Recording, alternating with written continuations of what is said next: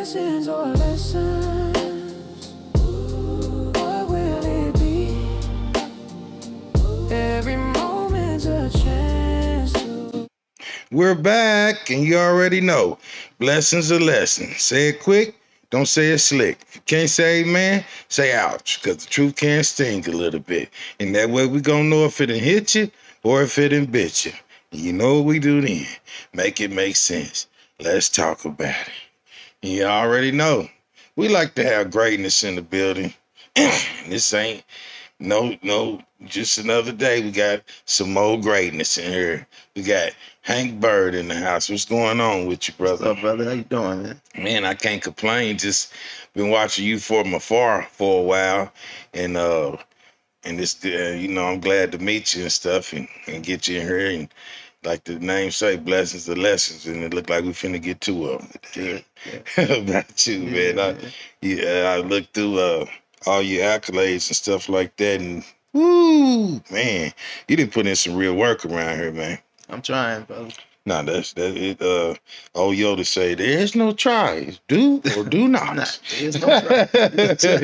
and I see you get down, man, and I'm real proud of you, man. Thank you, brother. Thank you.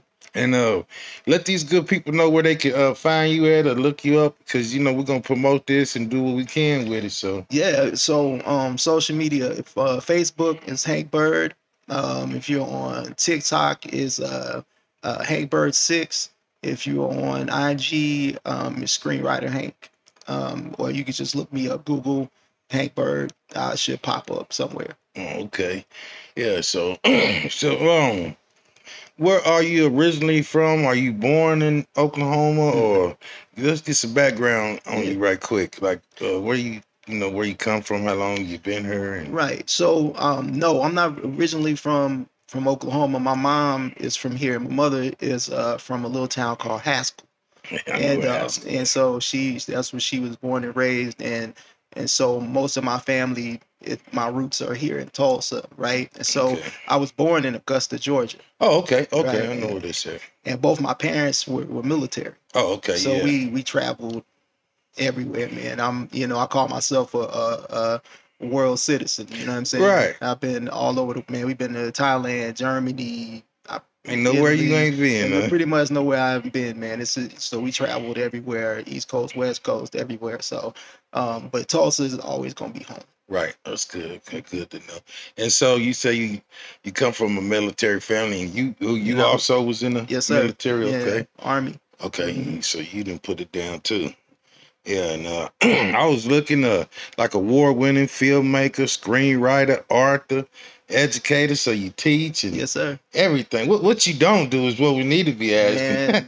Man, making a lot of money. Hey, you stay down, because it should come, man. I know what I'm saying? That's what they tell me. Yeah, and like I've seen the one with the 50 Cent and Boneyard. Yeah. the new one with Lil Duval and stuff like that. Yeah, the contract. Yeah. Yeah. So, boy, if you tell all these people what you're doing, they won't think you ain't got no money now. I know, right? They Right. don't think you ain't got no money. Especially my kids. But yeah, Not the babies. everybody think I make a lot of money. They're Yeah. like, "Oh, your dad got some movies out. Yeah. Let me get $100." I'm like, "Yeah, I ain't got it." Right. And books. Yes, sir. Yeah. Yeah. And the Hankisms and stuff like that. Mhm.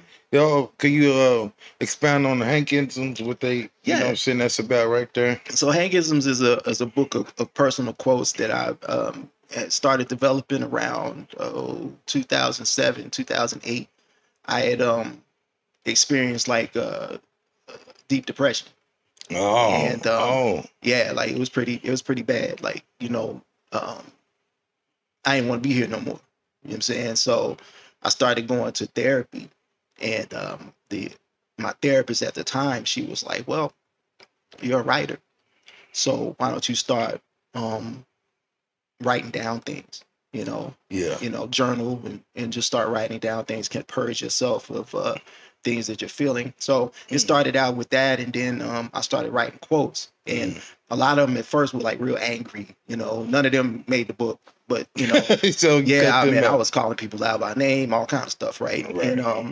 And so as I got better, the quotes started getting better. Mhm. And so I didn't stop. I just Right. kept on going, 15, 16, 17 years, man. So Right. I got enough quotes to make a few books. So I Mm. said, I started posting them on Facebook. Right. And my good friend and guy I served in the military with, Keith Mitchell, God rest him. He said, man, you need to make this into a book. Oh, so So, you let people read them and right, stuff right. like Yeah, that. I was posting them on Facebook, every No, once in a while. no, I post them. I watch you So all I the was time. like, yo, I said, you're right, man. So I started, I said, let me take some of these and I put them into the first book and Right. got it out there and, it did very well, and it made me an author, right? Right. I was always scared to write books. So I was like, man, writing films is one thing, writing books is something totally Right. different. So started writing up, putting them down, made it into a book. Now I got another one coming out, volume 2. Oh, volume 2. Okay. And and I'm sure I'll do 3, 4 volumes yeah. of those because I'm still writing them. I'm still Right. still doing them. So I got hundreds. So yeah. So yeah, I became an author and started doing books as well. Yeah. So I I see you on Facebook a lot, and you know what I'm saying, and you talk about things. You got a nice following, and y'all really interact. Yeah. You know what I'm saying? And I posted some stuff, and if you don't agree with it, you say something, but we still keep it cordial. You know what I'm saying? man. It's a lot of people that just, if you disagree with them or something like that, they go all out like, damn, we supposed to be able to have a dialogue and have a talk about this. My thing is, man, you can agree to disagree, but you don't have to be disagreeable. Yeah. You know what I'm saying? You don't have to, because I said that good. I like that. You can agree to disagree, but you don't have to be disagreeable. You know what I'm saying? So you don't have to call me names, get personal and stuff like that. Right. If we don't agree. I got friends that are like super conservative. You know what I'm saying? Right. Like they really GOP, Republican, all that stuff. And we remain friends for decades. You know what I'm saying? And then I had a friend I was in high school with. We fell out last year over something small. You know what I'm saying? Mediocre, not even worth. Wasn't even worth falling out over. I know you almost 40 years and you got mad and the name calling started and all that. And I was like, man, let me go ahead and let you go, bro.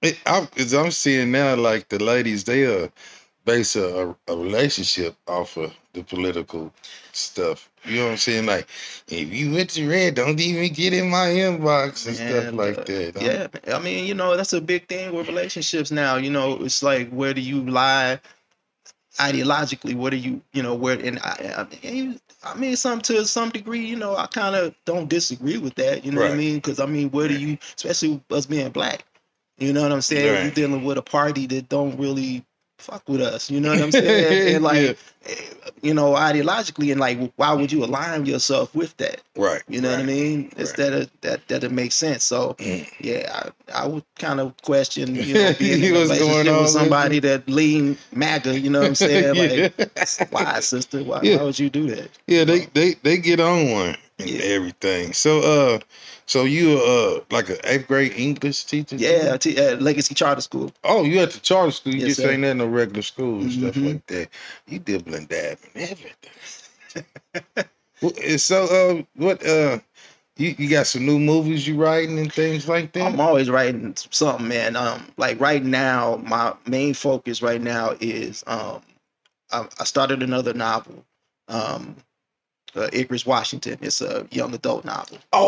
Oh, I seen that. That's what I was going to ask you about too. Yeah. I seen that too. Yeah, so I started on that, man, a little while back, and so I'm trying to get that done by the summer, and putting out Hankisms 2, and with Love Bites, my novel that's out now, my manager and I've been working on trying to turn that into a television, a streaming series. So we're trying to package that together and turn that to a series. But yeah, I'm always working on something. And then my buddy and I, we just finished putting together a script for a comic book, a graphic novel called Dead Planet. And so shout out to Sean Lewis, man. He helped me put the comic book script together. Okay. And so now we're searching for artists and stuff like that. So if you're a comic book artist and preferably a black one, hit me up.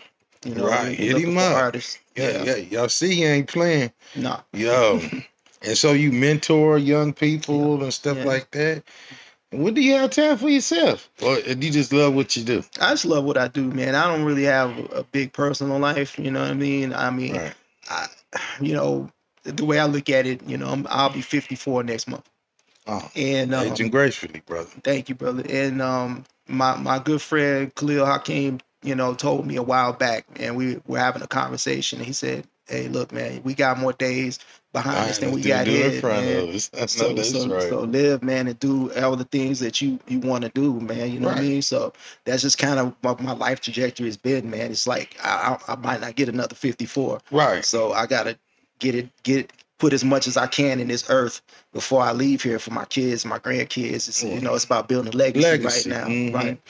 And you gotta you put that unforgettable imprint Yeah, on there that lives on after you. that's right. When you ain't above ground, you know what I'm That's right. saying? And a lot of people don't get that in sacrifice and just they'll be so stuck on what like they didn't get to do fun. Yeah, You know what I'm saying? Yeah, Like right. you know what I'm Right. saying? Like fun is everything. That I had to learn that I have a good time doing what I love. Yeah, So that it is fun to me. yeah, But a yeah. lot of people think like partying or kicking it or something like that means more than like you saying your legacy and what you Right. leave your people. Right. Man. You be gone and like you got a bunch of fucking pictures Right. and videos. Right. I mean, Yeah. man, I want like my kids to be like, no, my daddy made that. Yeah, You know what I they ain't mean? He created that. You know what I'm saying? And I get to eat off of that for right, the rest of for my the rest life. of your life. Right. Right. They don't want to say my daddy was drunk at this party.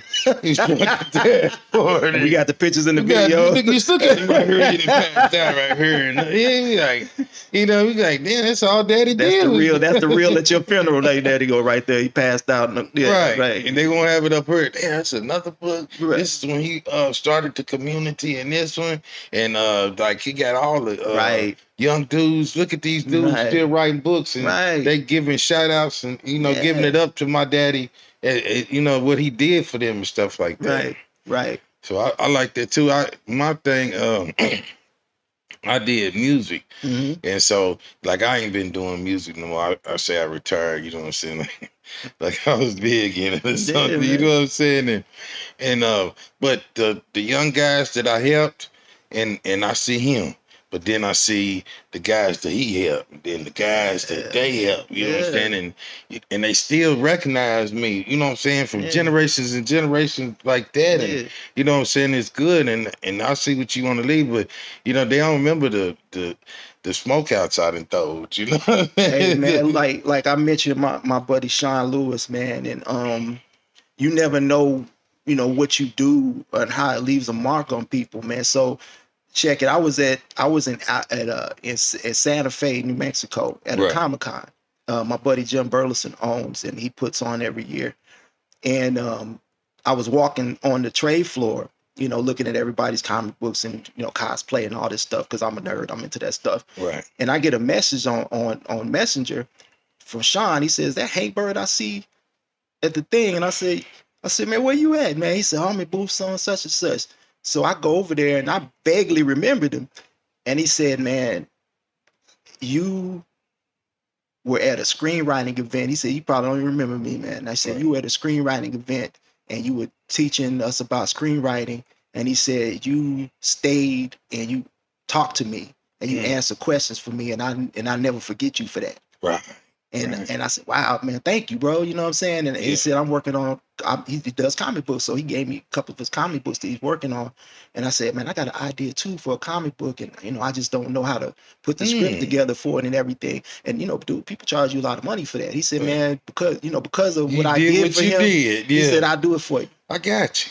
I said, "Wow, man, I appreciate that." But so you never know, like, you know, like I got students that I see in the streets, you know what I'm saying, that I taught that, I started teaching about 6-7 years ago. Right. And I got kids that I taught from third grade up, you know, I got my first set of 8th graders, they're getting ready to graduate high school and go out to Right. life, man. Right. And I see them and they be like, "Man, thank you, Mr. Byrd. I appreciate you, man. You were so cool." Mr. Blah, blah, blah. Byrd. Yeah, man. So Hey, Mr. Byrd. yeah, man. I see them. I see their parents. You know what I'm saying? And so it's always amazing, you know, to you think you're just doing your job, man, but you Right. don't know that you're touching people, you know. Right. They call me a legend Right, you around are, here, and you are, I didn't set out. You know what I'm of saying? course, you know, I was just just doing doing what you me, love, yeah, man, you right, know. and traveling, and you know what I'm saying, doing that. And Yeah, when I seen AI and the Chat GPT speaking on me like that, I was like, damn, I wasn't thinking about that. So, and I feel what you're saying, and all the people that you're touching, and the things that you do, and the mentorships, Mhm. and you got a media too. You put all that out. Mhm. So how did you, when you start writing this stuff? And you got your own publishing company too. Mhm. Man, you do so much. I'm trying to keep it all lined up, Hank. You know what I'm saying? But how did you, like? Because I know it's a lot of people right now want to be in the position that you in, regardless if it's about money. Because Mhm. sometimes it's about the love you have in you Yeah, and what that's you're what it is, doing. really. Yeah. And like to get your script into like 50 cents and Mel Gibson's hands, like the Mhm. Little Duvall, like what is the process you have to do to get in a position, even just to get it to somebody like that? Because you know, So first of all, yeah, so my journey as a screenwriter started a long time ago. okay, So many people will remember Batman with Michael Keaton. yeah, That was 1989. I was a junior in high school. So that's how old I am. And so that summer when it came out, I went and saw it probably, Jesus Christ, man, Peachtree Mall in Columbus, Georgia, man. Peachtree, I went and saw that movie probably a dozen times in the movie theater, man. Then it got on VHS and all that stuff. right? And I fell in love with the process of making films, man. So I was like, man, I want to write a script. And so we didn't have Google, we didn't have the internet, we didn't have none of the books, No, and no, none of yeah. that stuff out there. So Good shit they got. yeah, man, kids we learn everything on the internet, right? So Right. I had to go get books, man, try to learn how to write scripts and stuff like that. And I set out like I'm gonna write a movie, I'm gonna make $1 million and all that shit. The goals. Yeah. The goals, right? You know what I'm saying? So what they say, you tell God about your plans, he's gonna start laughing. So I was like, yeah, that didn't happen. So it ain't over. it ain't over though, right? Yeah, And right, so, right. man, dream deferred for years, right? And so I kept at it, man. And what I found out was, you don't, everybody thinks success as a screenwriter means you have to write a script and sell it. Right. And nah, man, I made money being of service. Oh, right? It's a service. So I got out there and I started meeting people online, meet people in person, and I started doing what they call script doctoring. Okay. Which is you're doing edits. Yeah, that's what I was gonna say. Doing editing on scripts and you're doing, you reading scripts for producers. Hey man, what do you think about this? It's good. What do you think should change? Blah, Keep blah, blah. that, let that go. Right, Yeah. right. So then eventually you start doing work for hire. And so that's what I got into doing, work for hire. I got scripts that I worked on I contractually can't even talk about. Oh yeah. Right. So yeah, they need to learn about contracts. Right. Ghostwriting, things like that. And you did music, Yeah. you know what I'm saying? Yes, So sir. there's like people who, like a lot of people don't know some of your favorite rappers got ghostwriters, right? That they don't get mentioned on the keyword ghost. Yeah. You know what I'm saying? They hidden, right? You know what I'm saying? They got paid, but you know what I mean? Your name isn't on none of the shit. So so I just now started getting credited, right? So anyway, I'm writing on films. Hey, I need you to do this, I need you to work on this, do that. And then eventually, my buddy Vince McDaniel, shout out to Vince McDaniel. He was like one of my first managers in the game, and he still kind of works with me on stuff. He's from New Mexico, right. And he was like, "Hey man, I want to do this story about this serial killer in New Mexico." And I said, "Okay, never done a serial killer movie before, so okay, cool. What's it about?" And he told me, because he sell dope back in the day, and he said, a lot of the girls used to be at this convenience store called All Subs, and they were coming up missing, and blah blah blah. And you can see them all over the country. Right. That's so this is you know Right. what I'm saying. I Right, also right. is a You know what big I'm saying? story So he was chain. telling me about it, and so I started researching. He was sending me clips and all that stuff, and I started researching. I'm a big researcher, and so we started doing that. With the first, let me rewind. The first project we worked on together, which is still in pre-production right now, is Blacktham, and that's about the first all black township in New Mexico in the early 1900s. Okay. A lot of people don't know about that. Right. You know, we got all black towns here in Oklahoma, but you It's keep something going. Mexico. You keep going west. Right at Chavez County, right outside of Roswell, New Mexico, with UFOs and shit. They had land, and they named it Blacktham, and a lot of people from Oklahoma, Texas, and everywhere moved Right. out there with the Homestead Act, and they chewed up the land and everything else, and they wound up stealing the land from them. Anyway, so Like you did everything else. right, and wrote that. So I wrote that script for him first, and we won a bunch of contests with it, all kind of stuff, man. I wound up in Harlem at the Hip Hop Film Festival. We wanted a finalist. There was like almost a war going on with the judges, and we wound up losing to another film, but we could, and they told us why, because it was more expensive to do. Yeah. But anyway, that got my name out there, and then of course Boneyard came, wrote that script. Boneyard was actually 5 years in the making. We wrote that. And it took, I did several drafts of that film, and then Asif Akbar, the director, he came on, and he was able to get some cash, and we wound up getting Mel Gibson. And so I got that phone call. He was like, "Yo, we signed Mel Gibson." I was like, "What?" He said, "Yeah, we signed Mel Gibson, man." And so the next thing I know, 50 Cent is involved, and like, this is a real thing. You know what I mean? This is really happening. And so that was one of my first big credited writing roles. And and so then I got with another set of producers who were working with BET Plus and All Black Network, and they were like, "We got this British script called Threesome, and can you turn this into a black rom-com?" Oh, explain to him like what a rom-com is. It's romantic comedy. A romantic comedy. Okay. So romantic, So you talking about Brown Sugar? Love Jones. Romantic comedy. I just watched Brown Sugar. The other day, right.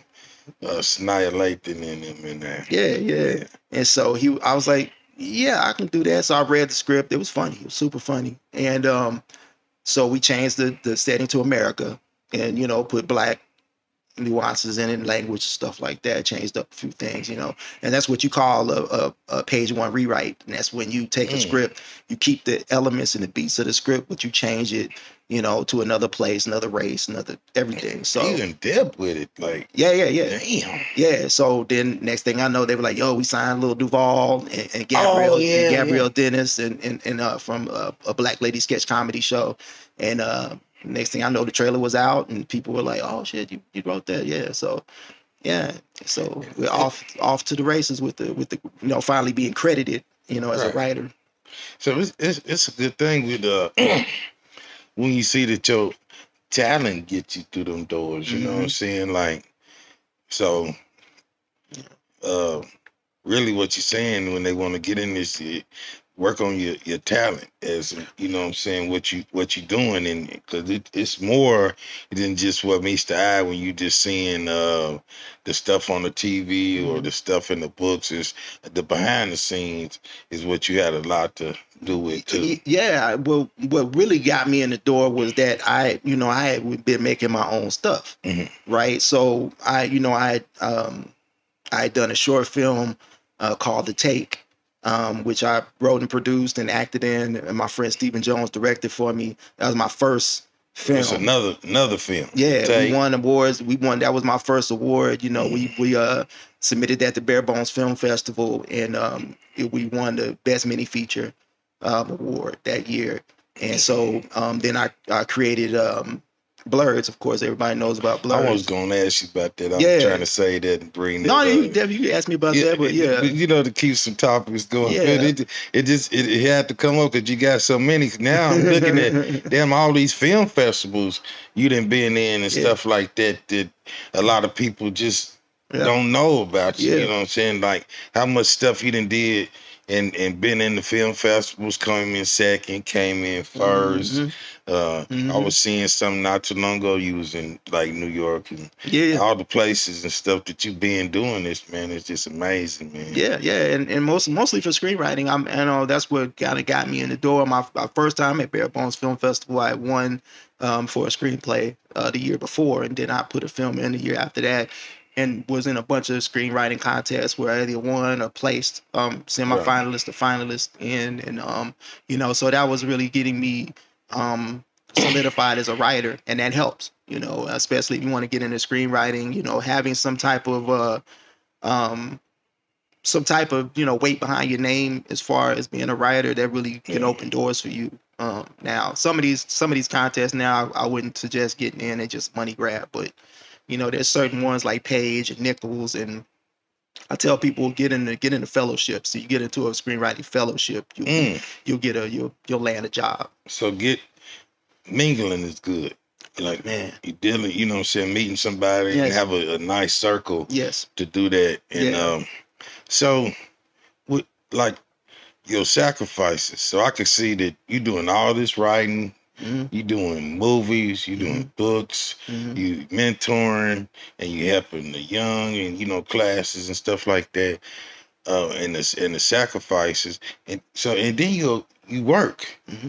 Yeah, like what I'm saying. People just don't understand like what it takes sometimes. You know what I'm saying. And you got family. You got a family. Yeah, yeah. Well, I'm single. I mean, I'm a dad, single dad. But I'm look, man. I'm a man. I would love to, have a regular life with somebody and all that stuff, man. But I'm just learning that might not be what it is for me. You know what I'm saying? There's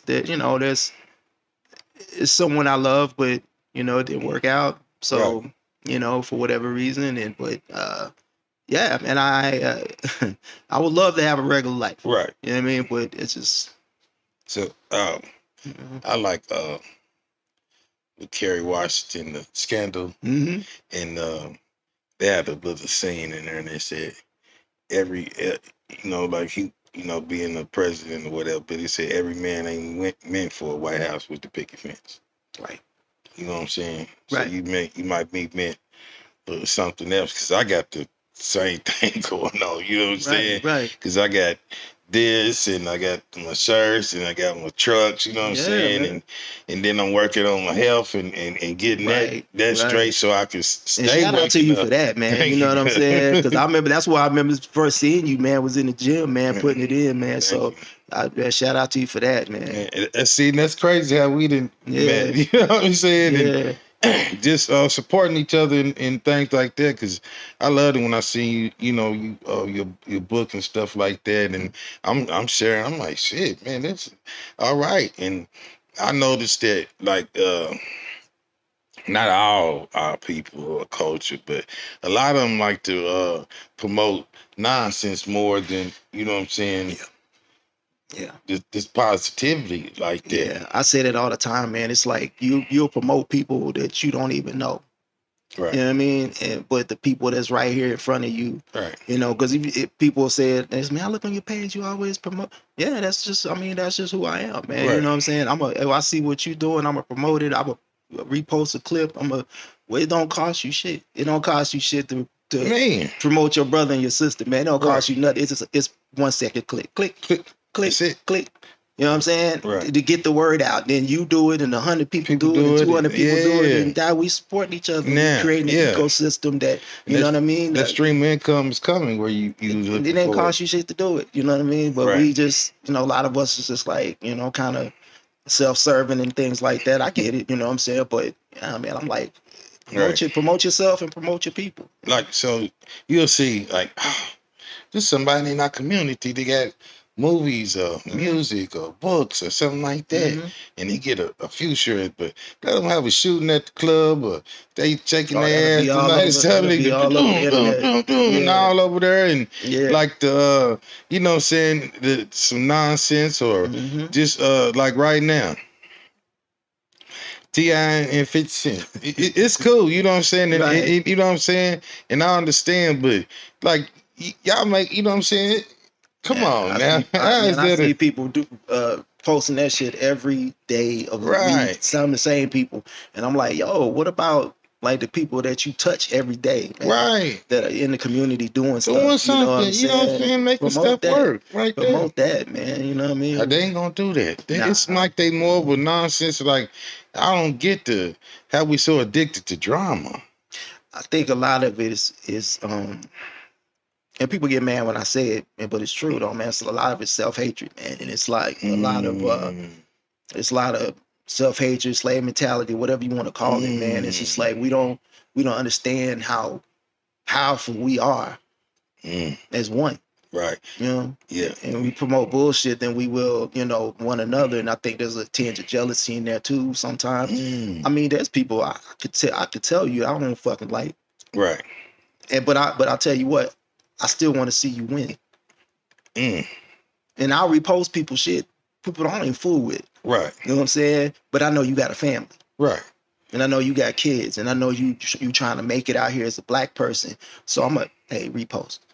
You know what I'm saying? You ain't gotta like me and I ain't gotta like you, but I still got love for you because we share this skin. You know what I mean? So I'm gonna still post your stuff. I'm gonna still support you in any way I can. I ain't coming to your shit, but I'll make sure other people do. But and I know like some people got a Facebook character. You know what I'm saying? It ain't really them, but like watching you and you know what I'm saying, seeing the things that you do and stuff like that.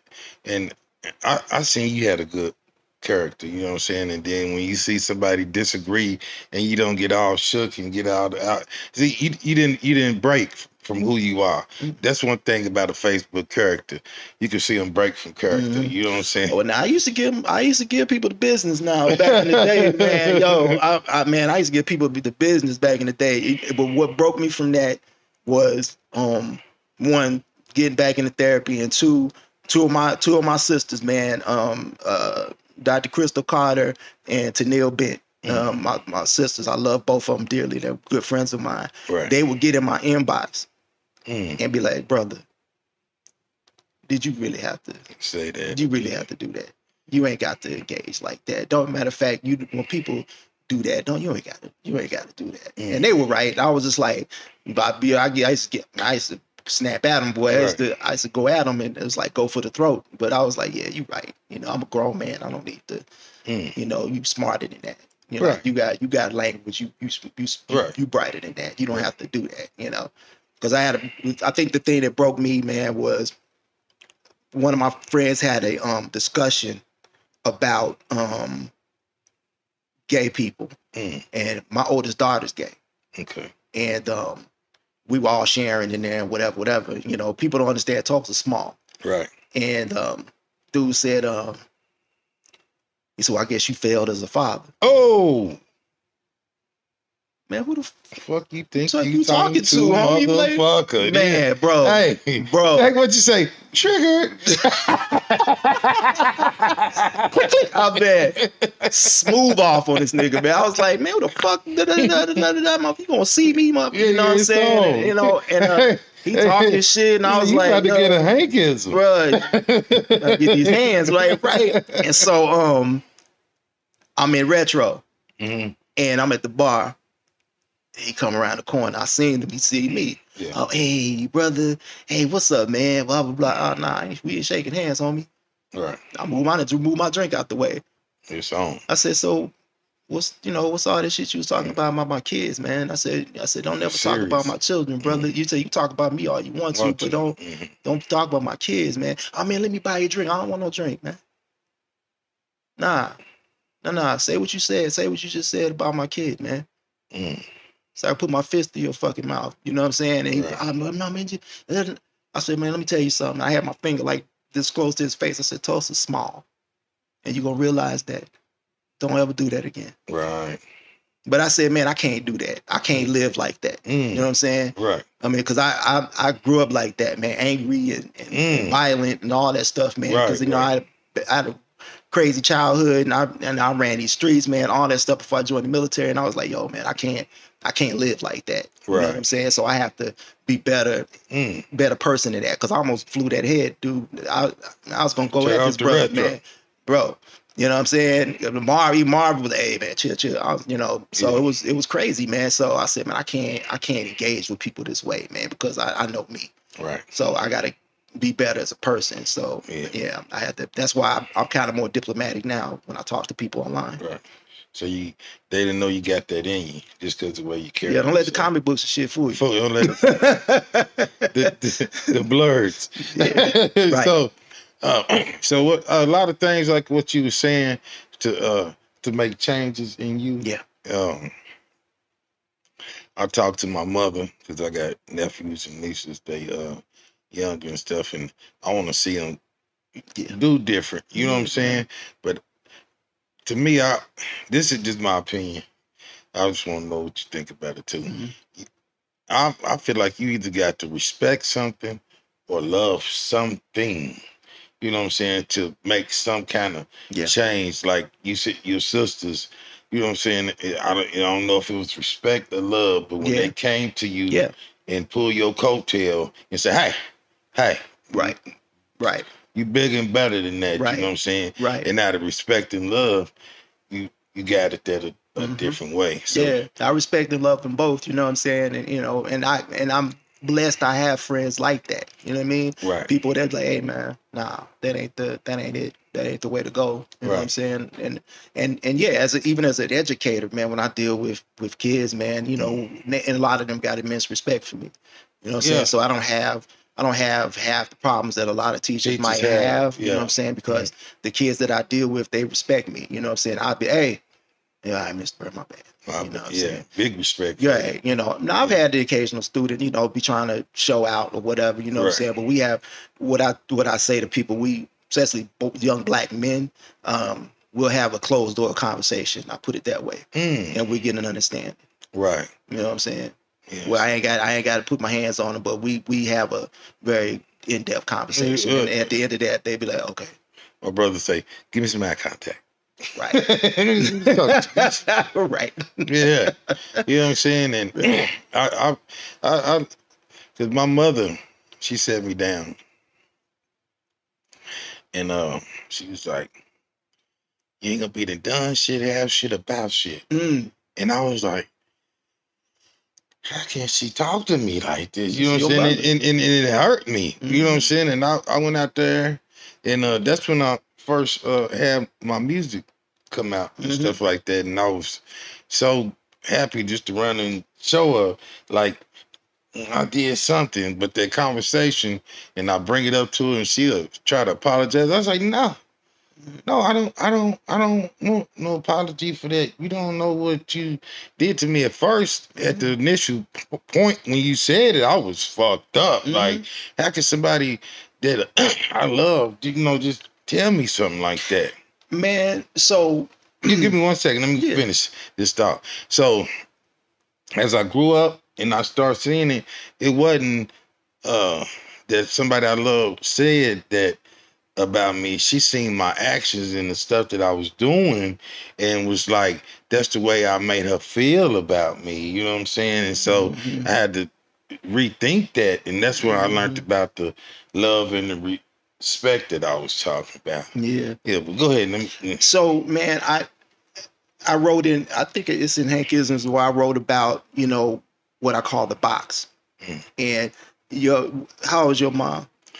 She about 71 or 72. So we got boomer parents. Right. Right. So my mother's 75. And so our parents are boomers. My dad, he was 80 when he passed.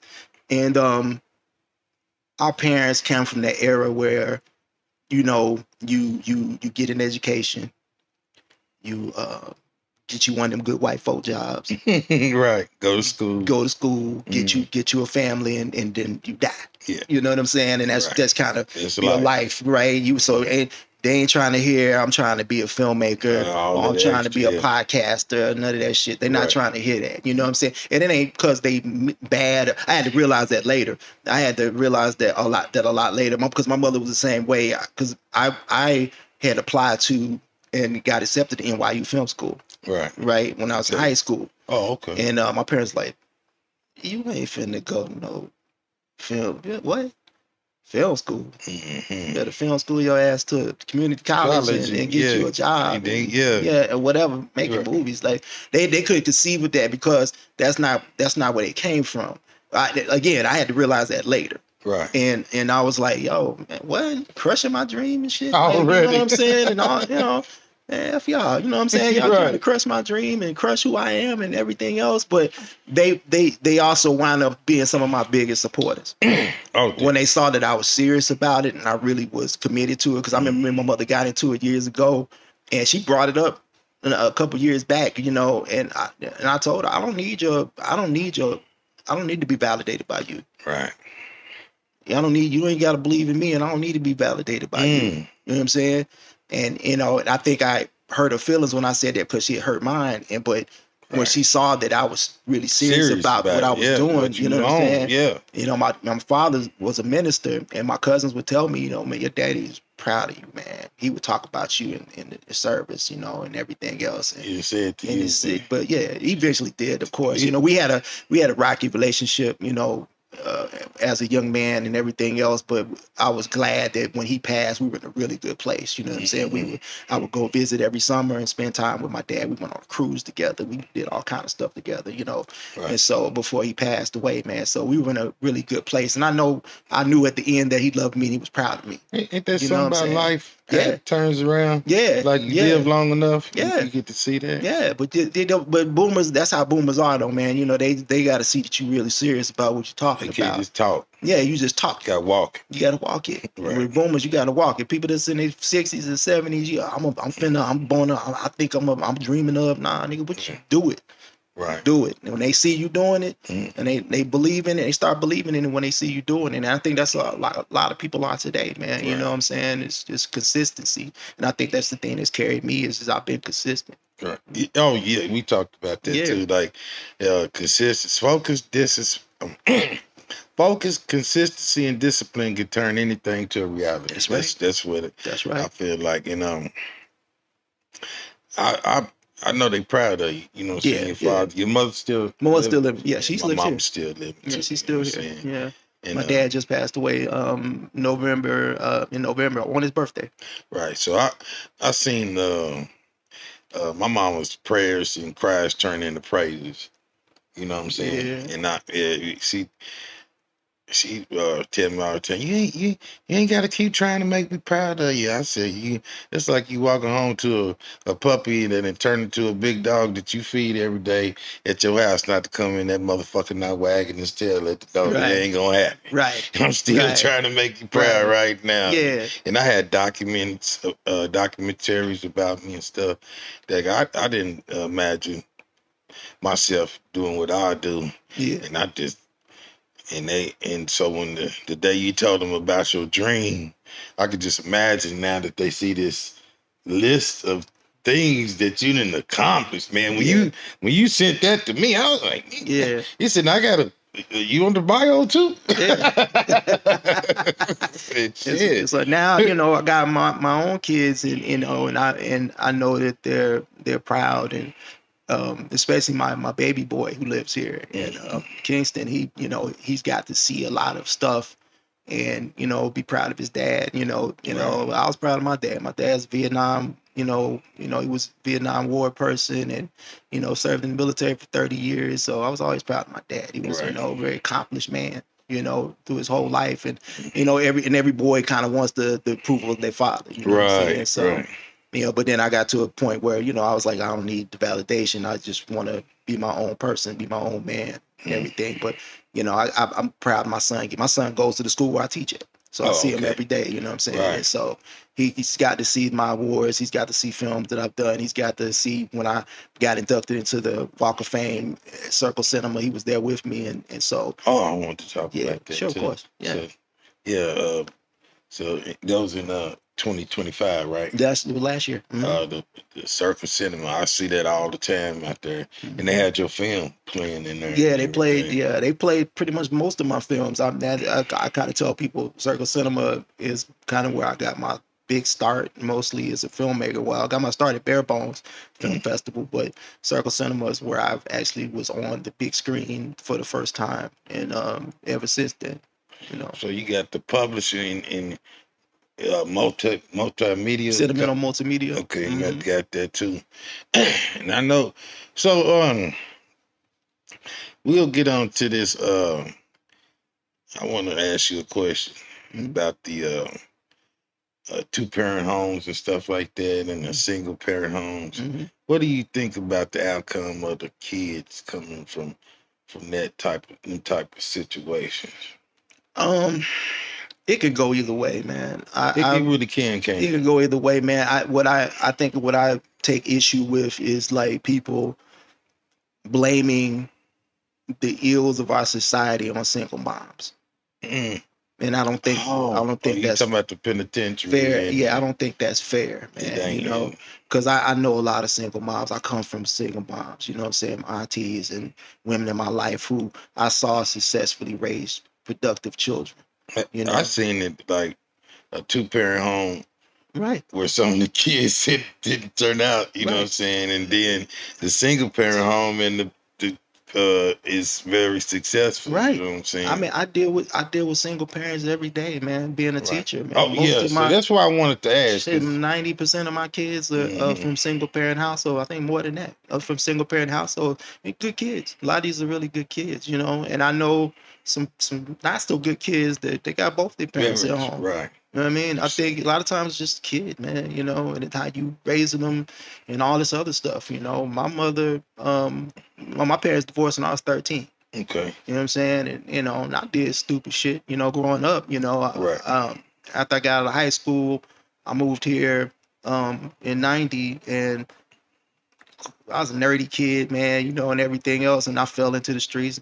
I here doing dumb shit, and my mother put me out. She's like, "You gotta go." And the penitentiary don't necessarily mean you like the worst of the Nah, baddest apple of the nah, bunch, because nah. when you see Malcolm X and stuff like that that came from that and Right, was real productive in right, society and stuff right. like that, and I done seen a lot of entrepreneurs come from the Exactly. penitentiary life and stuff like that. So Yeah, yeah. You can, man. So yeah, I think it could go either way, man. You can have two parents in the household and raise a rotten ass kid, or you can have two parents in the household and one parent and raise a brilliant kid, man. I think it's just all how you do it, man. And that you, makes sense to yeah, me. it's how you do it, Yeah, man. You know, I think I think single parent households need our support more than they need our ridicule I'm and pointing the finger. pointing the finger and all that stuff. Yeah, Especially if you got time to do that and help. right. And but see, and the thing about you, you're not just talking, you're a mentor. Yeah. You know what I'm saying, and that's good too. So you ain't saying like you ain't just talking. You like I help. Yeah, You know I what I'm deal saying? with kids every day, man. I Right. have for almost 7 years now, you know. So I deal with these kids. I deal with the kids you're talking about. I deal with the kids you say, oh, they talk back, they this and that, and the third, and blah blah blah. You know, it's. I was at a conference years ago, and I said, you know, what I say as a teacher, you have to discipline, but you have to discipline from an informed space. Mm, And so where I got that from was I was at a conference years ago, man. They were talking about community policing, mm, and there was this white dude. He was an older white dude, man. He patrolled Brooklyn, New York, back in the '70s, in the right. '80s. And he said, man, he said I'm from an Irish neighborhood, all white Irish neighborhood in Queens. And he said I was patrolling in Brooklyn, all Black neighborhood. black neighborhood, right? He said his sergeant was a brother. And he said they would pull up to this drugstore every day. He said, we're gonna park right here. He said, get out the car. He said, what? Terrified. He said, Yeah, you get said out the shit. I'm car. the police and Yeah, he hold said, get up. out the car. He said, yeah, get out the car. He said, we're gonna walk a square mile. Boom, boom, come back to the car. And he said, okay. So he said we did that for 2 weeks, and then I was on my own. And he said I would get out of the car, walk, and he said, talk to people. Start communicating. He said, man, I started talking to grandmas and grandfathers and mothers and fathers and uncles and sisters and brothers. And he said, black and Hispanic people. And he said, next thing I know, they making me food. He said, I done been to graduations. Questions and I done been to everything. parties. I done been to quinceañeras. I done been to all kind of christenings and all kind of stuff, and everybody knew me. And he said because they knew me and I got to know them, he said I still had to do my job, but I did it from an informed space. That's what they meant by that. And so when we're teachers, you know what I'm saying, and we're dealing with these kids, yeah, they might be cutting up, but why? Yeah. Why? So once you get to know the parents and you get to have conversations with them, like I had one kid, yeah, I had a kid, man, I didn't know his mother went to prison for killing somebody when he was a baby. Right. So he never Really got to know his mom. No mother love. Right. And so he acted out. You know, his dad's doing the best he could. His dad had just got out of prison. He said, man, I found out that my wife went to prison while I was in prison. And so now I'm out trying to raise this kid, man. And he going the other way and blah, blah, blah. And so from us talking to his dad and us, you know, sitting down and really having conversations with this kid done turned it all the way around. You got to. That boy don't hardly ever get in trouble now because we understand him now. We've had conversations with him, you know what I'm saying? So we quick to point the finger and judge, you know, these kids, man, but you don't know what the fuck these kids are going through, man, what they see in their house, you know what I'm saying? We can get these kids every day, Andre. We can pat them on the head, tell them how great they are, and tell them they can conquer the world, but they got to go home. There's abuse at home, rats, roaches, motherfucking poverty, ain't got no lights on. I had kids that didn't show up for almost a month. I'm calling home like, hey, what's going on? Mr. Byrd, we homeless. We living in my sister's house, then we going to my cousin's house, then she got multiple children. You know what I'm saying? You don't know what these kids be going through, man. And y'all pointing the fingers at them saying that they ain't shit and, you know, the kids ain't shit and all this other stuff. And they hear that and they internalize that. You know what I'm saying? So we got to understand, man, these kids are going through so much at home. They're going through so much trauma at home, man. Kids are being abused. When I was a third grade teacher, I had a kid that was molested by her grandfather. And I'm walking the baby outside and I look, this nigga coming to pick her up. And I was like, hell nah. I said, nah, go back in the building. Nah, bro, you ain't, nah. I don't ever want to see you up here no more. We don't understand what these babies go through every day, man, and what they deal with. You know what I'm saying? So again, it's easy for the public to point their finger at these kids and point the finger at these kids' parents. Someone doing the best they can, man. You got single moms, got 3, 4 kids. Mr. Byrd, I wish I can go over my homework with this boy, but I got to work 2 jobs to put food on the table. You know what I'm saying? Well, she should have chose better. Nah, nigga, you shouldn't. You don't bust off in the chicken and then run off. Yeah. You made a broken home. Okay, speaking on you pointed at the mother, but you don't never pointed at the dude that made the broken home. So it's choices. It's choices, man. Yeah, we got to do better. We got to even. And even for the fellas that didn't want the babies, she kept it. Right. Trying to keep it. Right. You know what I'm saying? It's right. Passion got to be there when you look in your eyes and see you. You know what I'm saying? Because I ain't got no biological kids, but I done took care of plenty, and I had in my community, I deal with a lot of them. And that's commendable. Yeah, and took in some youngsters, and you know what I'm saying, give them some guidance and stuff like that. So I ain't gonna, because like you said about the the grandpa did that, and the lady, she came to me sideways one time, like, why you wanna deal with my son? You know what I'm saying? Was looking at me like, you know what I'm saying? I was like, hold on. You know what I'm saying? And I was like, well, just, you deal with that then. And by the time I had got to my house, he had gave her so much hell. She put him in a cab and come over there. She was behind me.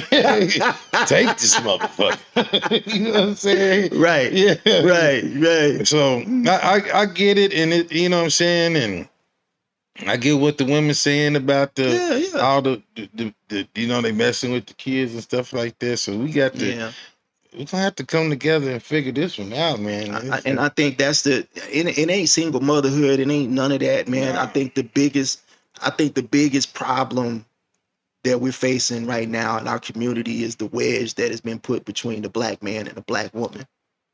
And if they just look at like the art of war and stuff like that, it's like the field ninja against the house ninja, the light against the black. They always done set us up to divide and conquer. That's You know what I'm it. saying? Just like in religion and gang banging. You know what I'm saying? Anything that divides me from my people, I don't Right, deal. You know what I'm right, saying? I'm not into right, that. You know what I'm right, saying? I don't want nobody looking at me crazy. You know right, what I'm saying? I ain't right. saying your belief is wrong or your gang is bad. Yeah. You know what I'm saying? And like they'll try to lock with me now, and I know where I come from and what I done did. You know what I'm saying? Mm-hmm. Because I done promoted everything to the destruction of our Right, community, from right, gang right. banging to Yeah. hustling to rapping and promoting the gang Right, banging and the right, hustling and right. the bitches for the women and stuff like that. I work on me, you know what I'm saying? Because each one reach one, teach one, you Right. know what I'm saying? But with age came wisdom. Right. So yeah, and keep waking up too, you know what I'm Right, saying? right. And then you'll lose energy for a lot of bullshit too. Man, right, right. You lose the taste. You lose the taste. You start losing the taste for dumb shit, man. And I think that's what happened with me, man. I just lost the taste. I think the military was one of the biggest things that really helped me and saved my life, man. Was being in the military, Mm. you know, because I got around a lot of good brothers, man, who like took me under their wing and like really helped me. You know what I'm saying? And shaped me into a man. And I needed that, you know what I'm saying? Because I was an angry kid, man. You know, I was very violent and angry and all that stuff, and I didn't. It was a lot of misplaced anger because of trauma, and Right. but eventually, you know, I wound up getting help for myself and stuff like that. And you know, yeah, when you get new information, man, you start, you know, hopefully, wisdom comes from that. You Right. know what I'm saying? And so that's why I speak about a lot of things because I just got a lot of wisdom, you know, on a lot of things, and then went to college and all that. So yeah, as we get older and we learn new stuff, man, our job is to pass that down, and that's kind of why I got into education. You know what I'm saying? Because I said, you know, because people are like, "Why you want to be a teacher?" And I said, "Well, Mm. I didn't really, but um, also I was getting older, and I was like, man, I can't be at all the marches, I can't go to all the other things, but what I can do is I can get in the classroom Mm. and I can use everything that I've learned over the years and all the experiences that I've had, you know, being out there in the streets, doing dumb stuff and getting into trouble and going in the military and being a father and raising a family and hey, not being good at it at a lot of times too. But I can take everything that I learned and put that into young people. And a lot you can learn stuff from your enemies. Yeah. So I learned that the enemy they target the seeds. So if you want to join the war, you better learn who they targeting, because Yeah. by the time they get older, they didn't get programmed. Yeah. So get them before the programming starts. And that's where I'm at, you know.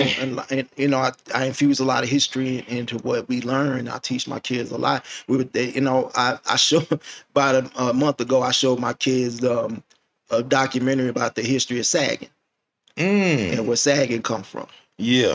and they were like, oh yeah, y'all don't Yeah. understand where that come from. Right. You know what I'm saying? We learned. I knew that back in the day. You know That what I'm meant saying? something else back then. Right. Right. And once they started to see that, they were like, okay. Yeah. I started seeing belts pop up and pants coming up and everything else. I I said, talked to my godson about a belt today. I was like, boy, do you got clothes that fit, or what's going on here? You know, it's what you got going. That ain't cool. yeah, I We see in your somewhere drawers. else. And I'm like, look at your We drawers. in this establishment. I said, they ain't used to seeing that around here. You know what I'm saying? When they see that, they like, got a new breed up in here. You know what I'm saying? Right. Yeah. That's a new day up in here, man. Y'all doing it different. Yeah, You know? so we ain't used to that around here now. Nah, Yeah. we didn't do all that. You know what I'm saying? So I told them, I teach them that, and I teach them about themselves. And you know, I got Hispanic kids too. I teach them about themselves. And I was like, you gotta know about yourself. You know, and all the shit that they try to tell teachers that we shouldn't be teaching them. You know what I'm saying? But they getting, luckily I'm in a charter school, so we don't really have to follow a lot of that other stuff. Criteria, Right. You know what I'm saying? Public school. Right. Cause they gonna do, man, hey. Yeah, they try to get rid of us. Yeah, they try to get rid of you. You know what I'm Because saying? we don't give a damn if they learn or not. We're gonna push them on through her. Right. You know what I'm saying? This is really damn near a daycare. Right. Right. It's sad. And they getting out into the world and they don't know about themselves, man. So we've been studying the civil rights era, and we did a mock protest last week. And so they got the picket signs and protest on subjects that they picked and stuff like that. And then they did a mock debate yesterday where they got the debate of subjects and stuff like that. And it's a lot of them like, man, I want to be on the debate team now. You know, I want to get in high school and do this. You know, but we got to open our kids to different stuff than the, you know, just shit they've been listening to, the music and all that stuff. Introducing the new music, introducing the all that stuff. Like my son, my youngest boy, he don't even really listen to rap. You know what I'm saying? He listens to everything else, man. You know, he listen to old school music and all that stuff. Too. You know, and he's more into that than he is in the new shit. You know. And I don't know if it's true. I was talking to somebody, and they was down there saying, like the No Child Left Behind thing, like they just pushing them through school, and they not, you know what I'm saying? They can't even really fill out applications or nothing, and they'll and let them walk across the stage and everything. Man, the fundamentals of education have gone away. It's like we probably close in age, and man, when I was in school, we, you know, cursive, handwriting, typing, right, you know, research, you know, home ec. They used to have woods and metal classes. Bro. They used to teach you stuff in school. They knew what they was doing. They took all that shit out, because what that did was, and I started a nonprofit for that, which I'm trying to still get off the ground. But shout out to people like you know, Ramal Brown, you know, who's got the Switch program, who does vocational training with kids, you know. So shout out to Ramal, and I'm trying to do something similar, and yeah, because I recognize that early, man. It's like they took all of the vocational training out of school, out of black schools. And but you go to Bixby and other places, man, they got HVAC and aviation and all that stuff to position their kids to get ahead, right? They like to keep them ahead. Exactly. But they took that stuff out of our schools, because what they tried to do, and what they're still being successful at, is to erode the black middle class. So the black middle class were all the people who had skills. So you got to remember, they weren't poor and rich enough, right? Because you remember back in the day, you've been in Tulsa all your life. You remember back in the day, we had a strong black middle class. We had people that worked at steel, people that worked at glass, people that worked at aviation, people that worked, you know, had them good middle class jobs, living Gilcrease Hills and all, you know, you know, we had people that had skilled labor. You know what I'm saying? In North Tulsa, and so we had all those people that knew a skill. So imagine if we still had wood shop and metal shop and home economics and auto mechanics. All show you what to do with your hands and stuff like that. Right. I took auto mechanics. So when I went in the military, I was a mechanic. When I was in the military, you know what I'm saying? So so I had a skill, and then I learned other skills, photography and all that other stuff. I learned all these other skills, but I'm like, yo, put skills training back in the schools. Yeah. You know what I'm saying? It ain't just about they did that on purpose. Of course, brother. They did that on purpose. So yeah, they try to make that your most goal, and knowing that only certain few can make it from sports. It's not that big like you think. Right. The sports, you know, if you look at them teams and count that, you can imagine if it's millions of kids trying to make it in sports. You worth more to them in prison than you worth anywhere else. And I tell my kids that I encourage every parent to watch the documentary "The House I Live In," and it's about the drug trade in the United States and how it has targeted black and brown people. And there's a segment in there called "The Chain of Destruction." So the chain of destruction came from Nazi Germany, and you got to understand, Nazi Germany watched us and how we handled black people in this country, and they emulated a lot of what they saw over here in the antebellum South and everything else in Nazi Germany. So the first link in the chain is identification. You identify those people that you got a problem with. So black people, Native Americans, Hispanic people, whatever. The next link in the chain is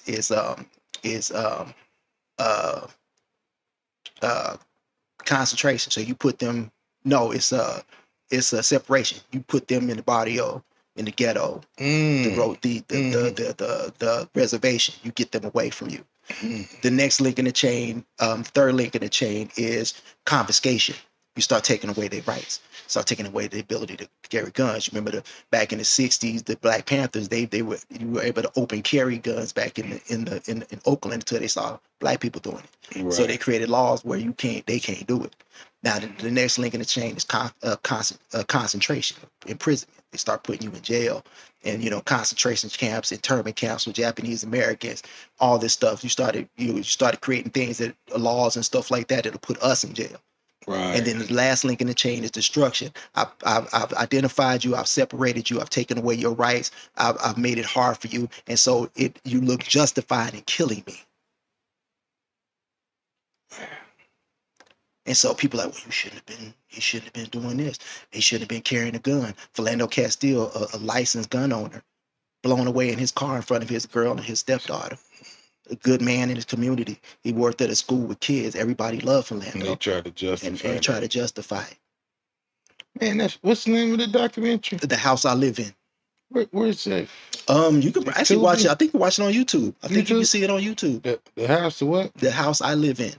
The house I live. Y'all go check that out. Well, you broke that down cold, and they did that. That's some... It's all science, man. People think that racism in this country is Billy Bob and them drinking Pabst Blue Ribbon beer on the back of a pickup truck. No, racism is a science. It's a science. It's why it's systemic. Like Willie Lynch. Willie Lynch. And people say Willie Lynch letters didn't exist here, but the science behind Willie Lynch is still real. Working. It's still real. Working right now. Divide and conquer. Yeah. All that stuff. All that shit is real, man. Right. People don't, it's a science. They got that shit down to a science. Racism in this country. You know what I'm saying? That's why they put it in systems. They put it in healthcare. They put it in housing. They put it in jobs. I worked in human resources for 13 years, man. And I've been to the classes where they have said white people have made this study that if you have a certain sounding name, you ain't getting hired. Like, I don't know. They probably don't want to give you no money, man, after this. You talk. They like, don't you give this nigga no money? Hell no. I'm very outspoken. I think my outspokenness has definitely kept me from a lot of money.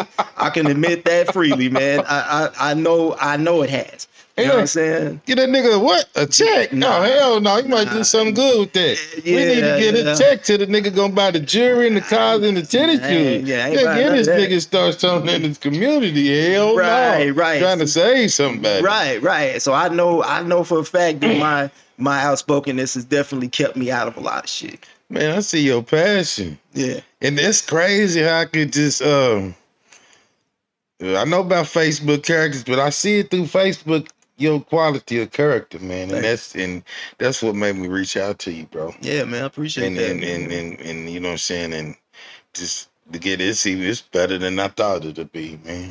For real, I'm learning something today, and I knew it was something about you. You know what I'm saying, and I was like, man, did you mind? He was like, no, shit, you know what I'm saying. And I want to support you, man. You know what I'm saying, and in turn, I get supported, man, so that we. One hand shakes the other, man. Yeah, man. So I appreciate you pulling up through blessings and lessons, man. It's been an honor and a pleasure, you know what I'm saying? Likewise. Yeah, and we're going to get on up out of here. And hopefully we can run it back and, me and you do something. Because what's the name of that podcast you say you finna start another one? Soon I'm going to do the Big Byrd cast, man. And I definitely would love to have you as a guest, man. Come on, man. We never keep the conversation going, man. I want to have some community conversation with you. Man, definitely. Be very intelligent and know brother. a lot about that. You know what I'm saying? And I can see we have a different perspective, but same common goal. You know what I'm saying? And I like that about you. And that's how things get done, man. Have conversations. Yeah, man. So I appreciate it. And y'all already know. Y'all look up Hank Byrd and all his avenues and what he got in social medias and keep supporting us. Blessings to lessons and blurs. And I want to give you this, man. I got copies of my books, Love Bites and Hank is, man, and I want to gift these to you, brother. Thank you, brother. I appreciate that. Thank you. Yeah, I've been getting more in the books lately and everything, so I just ordered me some, and I appreciate that. Yeah, I'm gonna read them so you can give me a little thing on them next time we get on the podcast. Yeah, He's like, man. nigga, you read the books that I gave you there. Man, keep up the good work, man. And Thank you, man. doing that and mentoring and teaching these kids and stuff like that and active in the community, man. And I appreciate that. And much love, man, and do that. Thank you, brother. And you already know, be good out here, be good at it. And like, share, and subscribe. Joy, the pain, they feel the same. Blessings all